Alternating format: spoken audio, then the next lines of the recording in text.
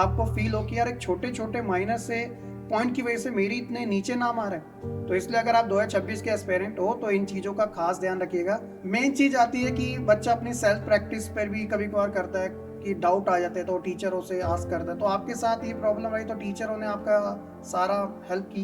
हर बच्चे की ये क्यों चाह है कि वो नॉर्थ कैंपस में ही जाना सर चाहता है? पहला तो हम बोल सकते हैं टाइम टेबल मैनेज नहीं हो पाता। मैं पूरा इस चीज़ से एग्री करता हूँ कि बच्चों को ये एटलीस्ट 3 टाइप के जो चैलेंजेस आते हैं वो सबसे ज़्यादा उन्हें फेस करने पड़ते हैं। सीयूटी एग्ज़ाम बस आज के समय एक एग्ज़ाम नहीं रह गए, ये है उन लाखों बच्चों का सपना जो वो हकीकत में बदल रहे हैं।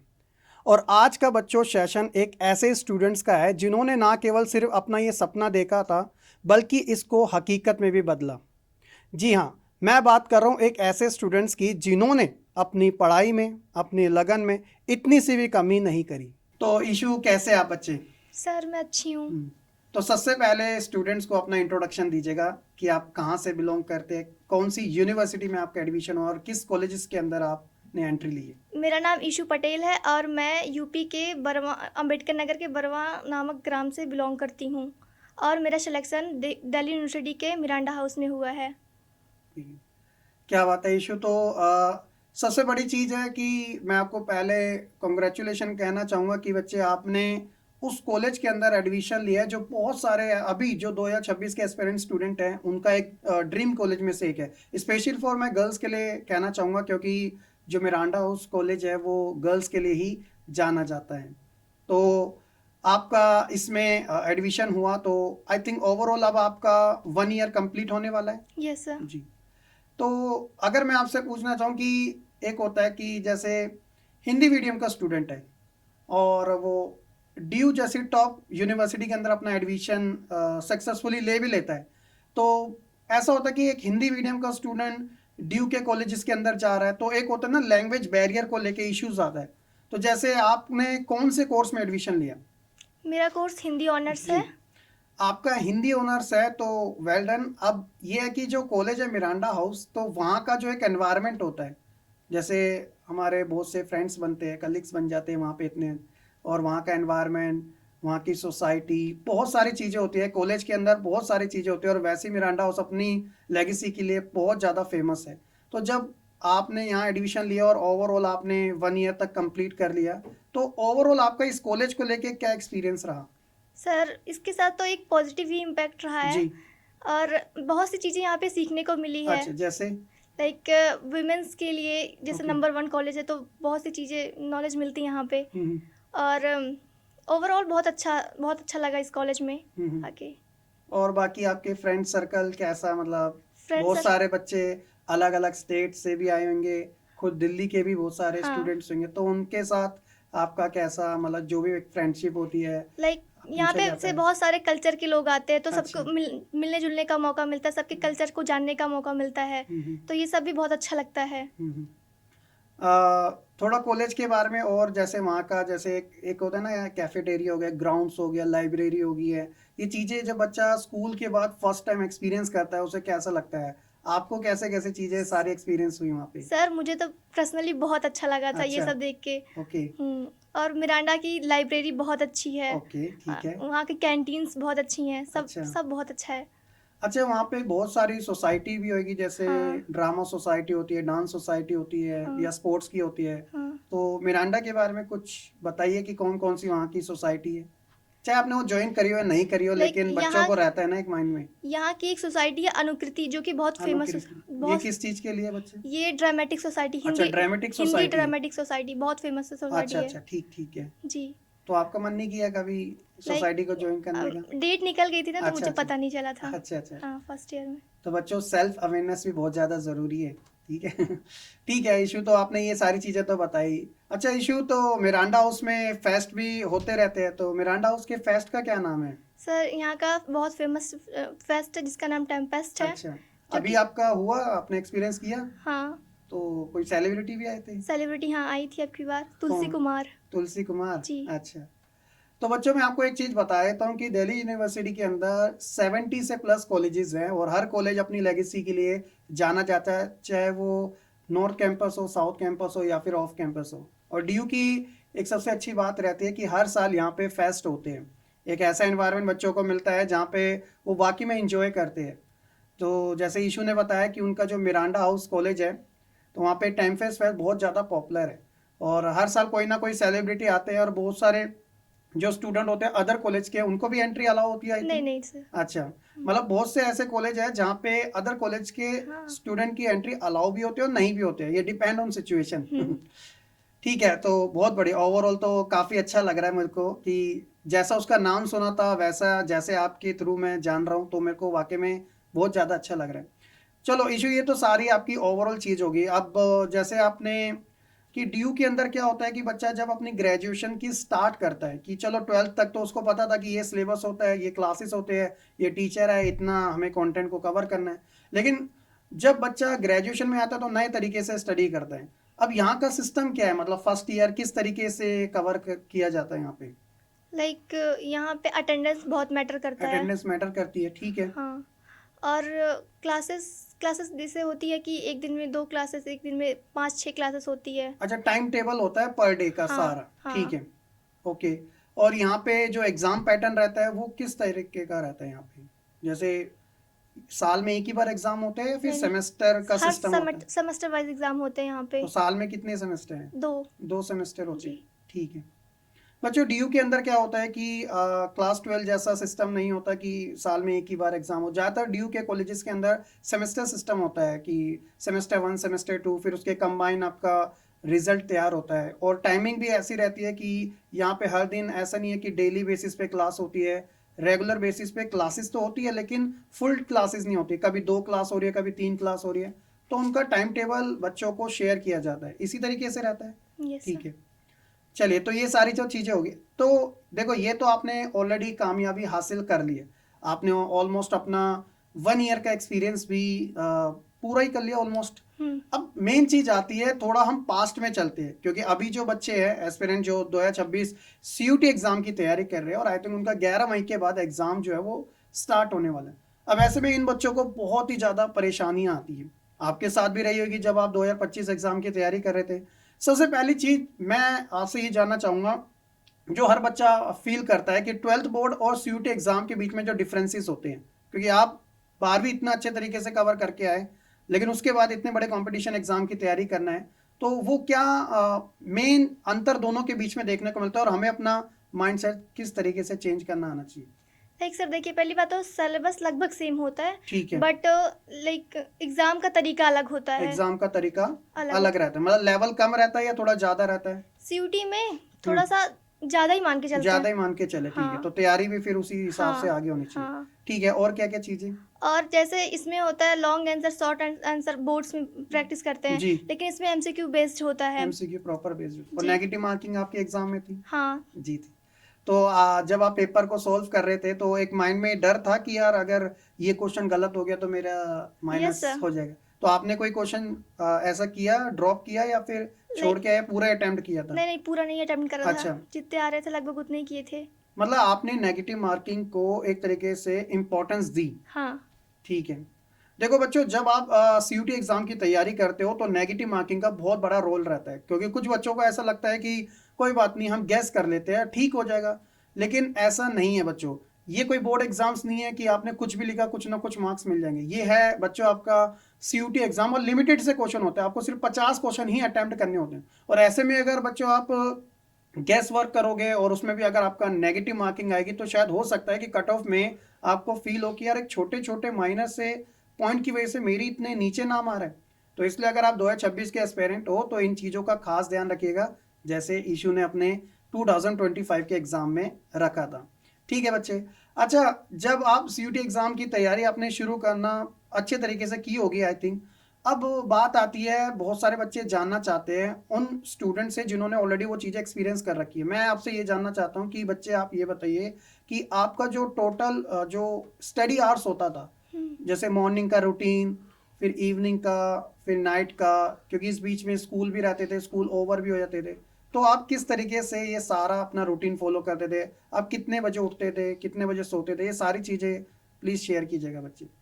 सर लाइक उठने का तो मैं 6 बजे उठ जाती थी। ओके, ठीक और है। सुबह का लाइक जो क्लासेस छूट जाती थी मैं सुबह कवर करती थी, उसके ओके, बाद स्कूल चली जाती थी। ठीक है। स्कूल से आने के बाद जो लाइव क्लासेस होती थी उसे हम्म, अटेंड करती थी। मतलब लाइव क्लासेस को आप प्रेफरेंस देते थे? हाँ, तो लाइव कौन सी, वाईटी की या पेड की? पेड की। ओके, ठीक है। तो आप कौन से वाले बैच से इनरोल थे? मैं सर महापैक से थी। ठीक है। और जी। एग्जाम टाइम में बोर्ड्स के बाद जैसे प्रतिज्ञा था, आप उस प्रतिज्ञा बैच का भी हिस्सा रहे? जी सर, मैं प्रतिज्ञा ठीक है, बैच की भी हिस्सा थी। ठीक है। अच्छा, बहुत सारे स्टूडेंट्स का एक होता है कि यार लास्ट टाइम एक चीज होती है कि हमें एग्जाम ओरिएंटेड चीजों को कवर करना है। तो जब आपने प्रतिज्ञा में, क्योंकि आप महापैक से थे, आप प्रतिज्ञा में जब ज्वाइन हुए, तो आपका ओवरऑल एक्सपीरियंस किस तरीके का रहा टीचरों के साथ? सर एक्सपीरियंस ऐसा रहा कि लाइक प्रतिज्ञा कम टाइम में जैसे ज़्यादा कंटेंट प्रोवाइड करता अच्छा, है। ठीक है। जी। और सर यही बोल सकते हैं। ठीक है। मेन चीज आती है कि बच्चा अपनी सेल्फ प्रैक्टिस पर भी कभी कभार करता है कि डाउट आ जाते हैं तो टीचरों से आस्क करता है। तो आपके साथ ये प्रॉब्लम रही तो टीचरों ने आपका सारा हेल्प की? जी सर, टीचर्स बहुत सपोर्टिव थे। जी। और सर जितनी भी डाउट आती थी सारी सॉल्व करते थे वो लोग। Okay, okay. जी आप सर। पेड के साथ वाईटी सेशन पे भी एक्टिव रहते थे? जी सर, मैं कभी कभी रखती थी लेकिन अक्सर मैं पेड पे एक्टिव रहती थी। ठीक है, ओके। अच्छा, तो एक होता है कि यार बच्चे ने सारी चीज़ें हासिल कर ली है, उसका रिजल्ट भी आ गया है और उसको पता भी चल चुका है कि मेरा इस यूनिवर्सिटी के इस कॉलेज में एडमिशन हो चुका है। तो अब मेन चीज़ आती है खास तौर पे उन स्टूडेंट्स के लिए जो खास तौर पे क्या होता है कि दूसरे स्टेट से बिलोंग करते हैं। अब आपने बताया था कि आप यूपी से बिलोंग करते हो और आपका एडमिशन दिल्ली यूनिवर्सिटी में हुआ। तो मैं आपसे ये जानना चाहता हूँ बच्चे की, एक होता है हर किसी, कोई थोड़े थोड़े बच्चे क्या होते हैं नर्वस भी होते हैं माइंड से हाँ। कि मुझे अपनी जगह को छोड़ना पड़ेगा, जिस जगह से मेरा पूरा एक होता है ना चाइल्डहुड, पूरा बचपन जुड़ा पड़ा है, अब मुझे उस जगह को छोड़ना पड़ेगा। तो आपके साथ भी ये रहा था कि जब यूपी से आपको दिल्ली शिफ्ट करना है तो घर का एक तरीके से एनवायरनमेंट कैसा था, मॉम डैड की तरफ से क्या रिस्पॉन्स था और आपके मन में क्या चीज़ें थी ये सारी? जी सर, थोड़ी लाइक नर्वसनेस तो थी जी, लेकिन अब होता है ना कि कुछ करने के लिए कुछ खोना पड़ता है। बिल्कुल। तो फिर ये सब सोच के फिर मैं यहाँ पे यहाँ का इन्वायरमेंट भी बहुत अच्छा था। अच्छा, तो फिर मुझे ज़्यादा याद नहीं आई, फिर अच्छा लगने लगा यहाँ पे भी। अच्छा।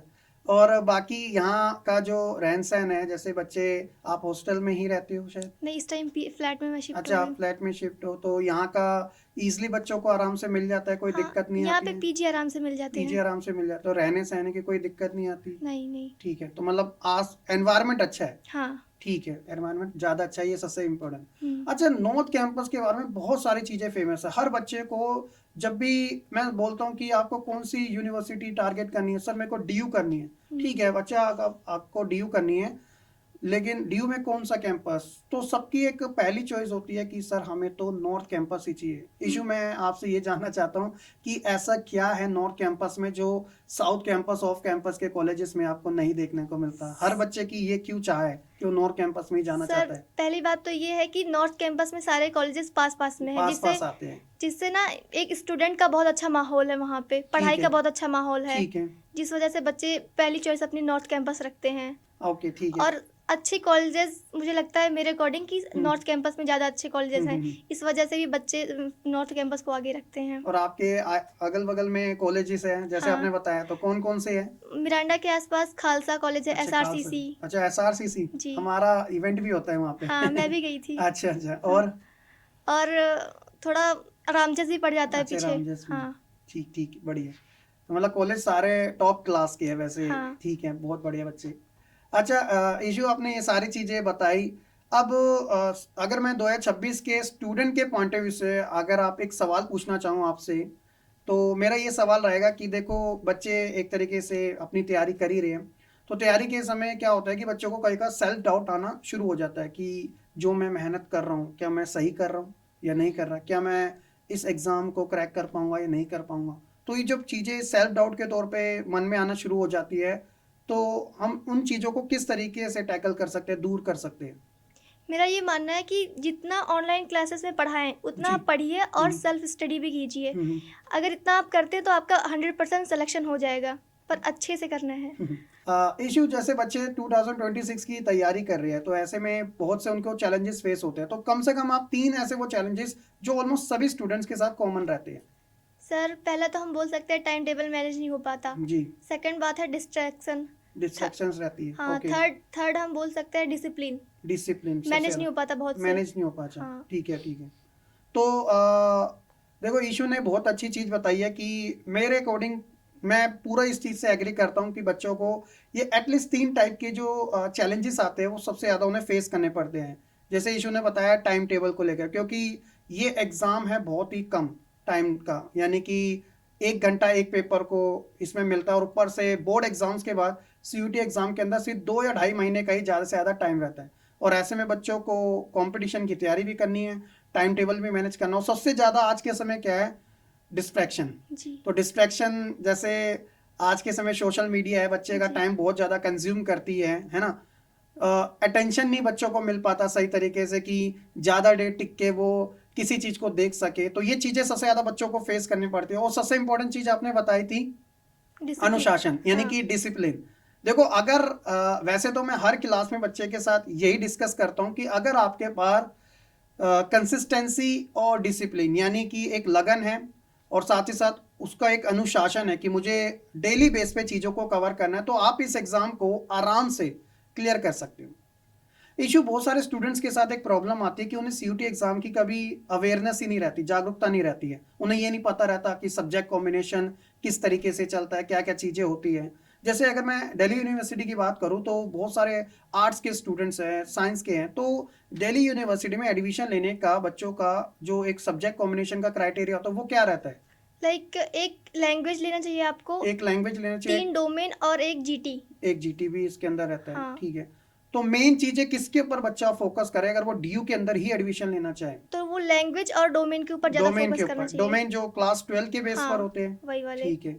अच्छा, जब बच्चे का सिलेक्शन होता है, डॉक्यूमेंट वेरिफिकेशन वगैरह ये सारी चीज़ें होती है, स्मूथ तरीके से होता है या उसमें बच्चों को किन किन चीज़ों का ध्यान रखना चाहिए? लाइक सब स्मूथ ही तरीके से हो जाता है, ठीक कोई है, दिक्कत नहीं आती कोई है। दिक्कत नहीं होती, नहीं। पूरे वो जो इंचार्ज होते हैं वो पूरी हेल्प करते हैं इन हाँ, सारी चीज़ों में। पूरी हेल्प करते हैं। चलो, ये सबसे अच्छी चीज़ है आपके हुँ। लिए।